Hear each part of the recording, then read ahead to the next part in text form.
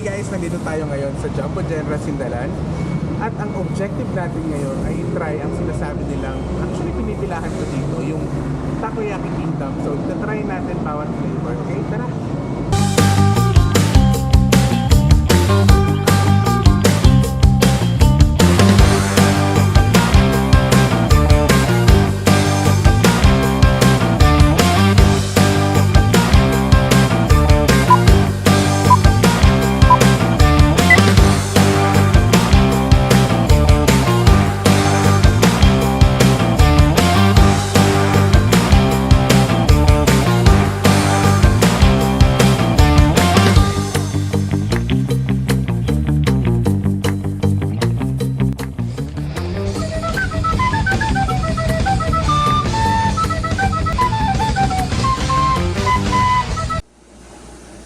Pagpasok pa lang ng mall ay bubungad sa iyo ang Takoyaki Kingdom na may iba't ibang klase at flavor ng takoyaki. Merong octobits, ham and cheese, baby octopus at classic takoyaki. Bawat order ay siguradong bagong luto at mainit na isa-serve sa iyo ng mga friendly staff. Bago kami mag-meeting for our new projects, dumaan muna kami ni Kevin to try itong pinipilahang takoyaki. At talagang yes for the tummy ang bawat klase. Sulit na at simot pa. Ako mismo ay feeling very satisfied, lalo na tong si Kevin at talagang nag-order pa yan ng iti-take home for his family. Swak sa budget at panlasa ng bawat miyembro ng pamilya dahil sa iba-ibang options na meron. Try mo na. Takoyaki Kingdom is 100% awesome. Speaking of kingdom, building your empire is not that really easy. Many of my friends ask me how to start a BPO business. So ito, nag-decide ako to share it with all of you. Siyempre, ano ang dapat i-prepare? What is my business plan? Anong manpower ko?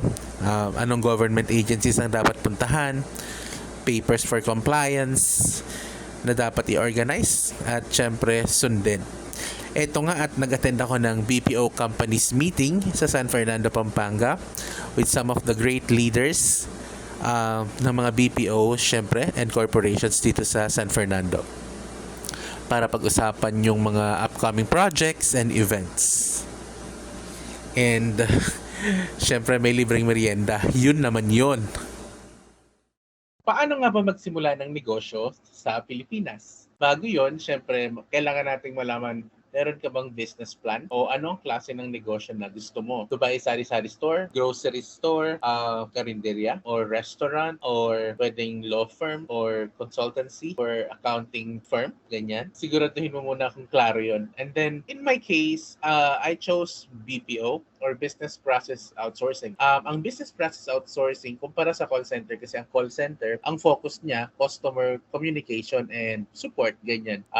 Madalas may voice. Pagka naman BPO, usually non-voice, ito yung business supporting another business. For example, meron akong client sa ibang bansa, ang pangalan niya for example, Steve Company. Yun ang pangalan ng business. Ngayon, bilang VACom BPO, ang sinusupport namin sa company na yun, for example, is graphic design or marketing. Okay? Kumbaga, hindi na nila po problemahin ng marketing nila. Kami nang gagawa para sa kanila. If that makes sense. So, a business supporting business or parang third-party company to do other things na ayaw mo nang problemahin sa company mo. Parang ganun. Pwedeng recruitment, pwedeng admin, pwedeng payroll, ganyan.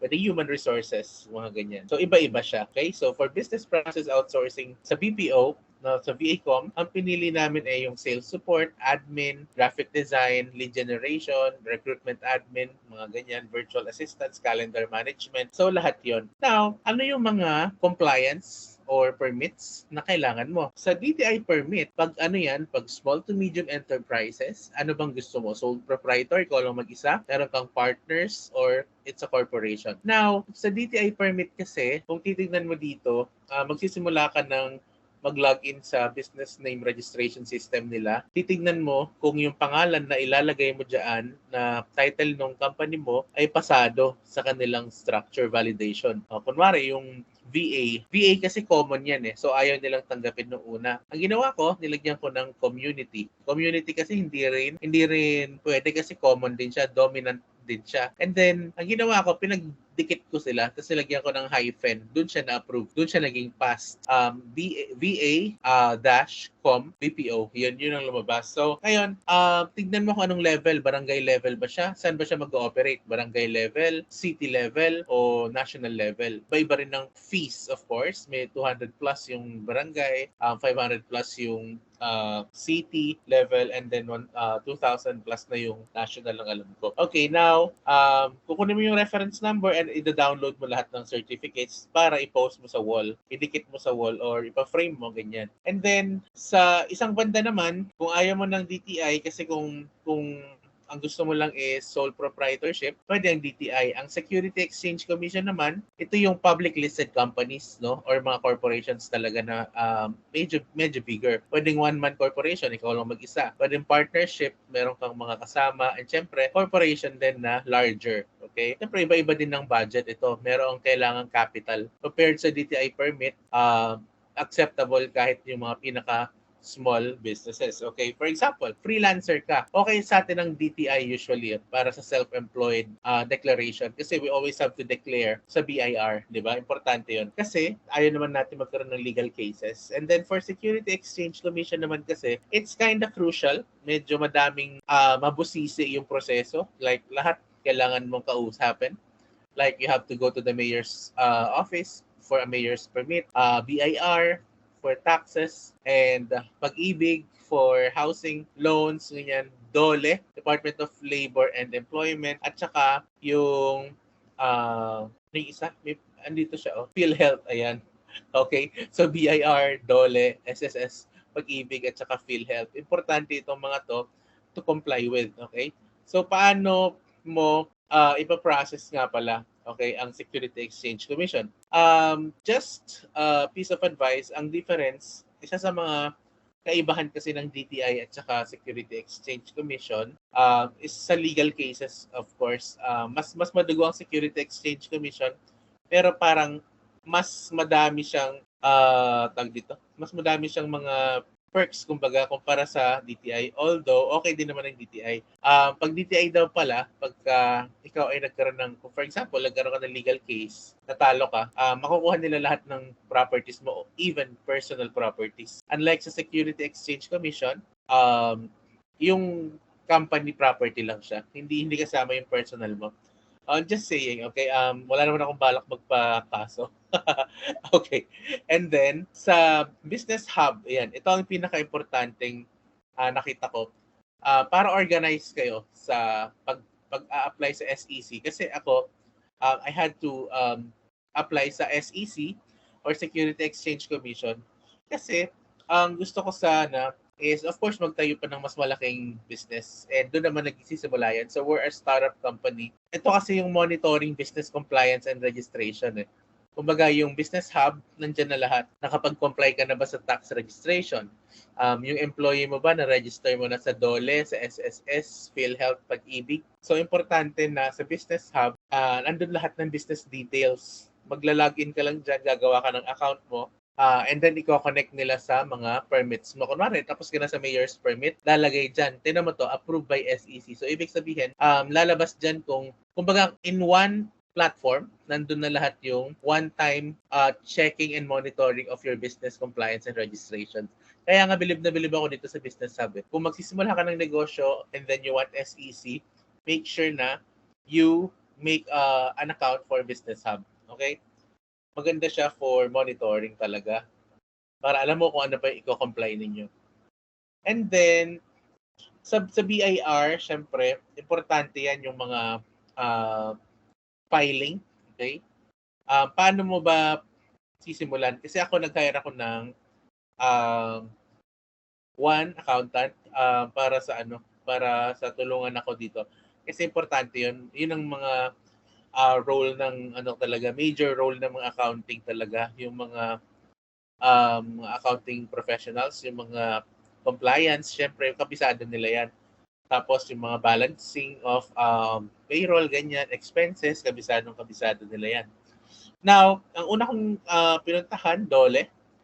So, ang DOLE kasi, syempre labor yan, kailangan connected ka sa kanila. And then for SSS, for benefits yan. And then for pag-ibig, syempre for housing loans ng mga staff and PhilHealth, kailangan bayad lahat yun. So depende kung ano yung salary niya, salary range, kung ano yung kaltas nila. Okay? And then, when it comes to establishing your own BPO kasi, importante din na meron kang office, okay? Either rented, owned, pwedeng, ano ba, kailangan mo ba ng building permit if you are starting to establish a building, ganon? O you have remote office with the main office, ganon. Pwede din yon, di ba? So, kailangan mo din syempre, meron kang business bank account. Okay? Any bank pwede naman. May mga pwede sa RCBC, pwede sa China Bank, pwede kahit saan. Okay? Business bank account, importante yun for auditing. Ino-audit kasi yan ng mga syempre auditors sa SEC or sa mayor's permit, for example. Sa mayor's office. And then, kailangan mo din ng organizational chart. Syempre, sino yung mag-head, sino ba yung owner, i-declare mo yan. Sino yung secretary, for example, if you have. Importante yung organizational chart kasi dito makikita yung process mismo, yung kung sino yung magmamando, kung sino yung mga staff, kung sino yung dapat magbe-benefit, sino dapat yung mga bibigyan ng benefits, ganyan.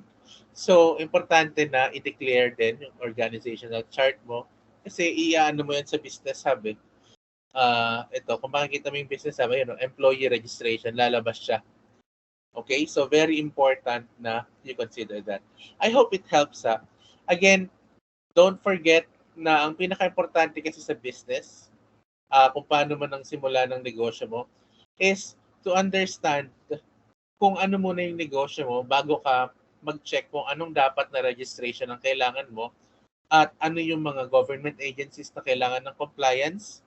And make sure na kapag magsisimula ka ng negosyo, clear up your mind, free your mind first, na hindi ka lang biglang nakapag-isip na lang mag-open na lang. Kasi mahirap din mag-close ng business, may bayad din. So I hope it helps. Sana supportahan niyo po ang aking YouTube channel. And please like and subscribe para makapag-produce pa tayo ng madaming content. Thank you so much for your help. And I hope to see you sa next vlog natin. Have a good day. Bye!